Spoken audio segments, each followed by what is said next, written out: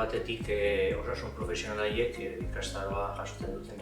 profesional horiek, gaiaren inguruan ezagutza jasotzea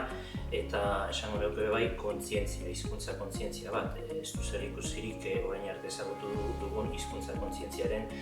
esanahiarekin edo kontzeptuarekin, baizik eta hizkuntzak osasun arretan eta jardueran duen garrantziaz jabetuta egotea.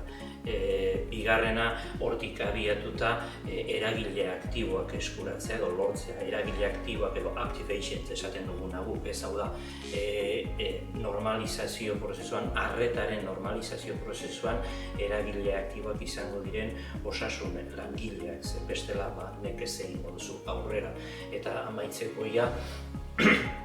gai honen inguruan lehen esan bezala gurera egokituriko ebidentzia sortzeko asmoarekin posible balitz ere sare bate eratzea maila ezberdinetako profesionalen artean izan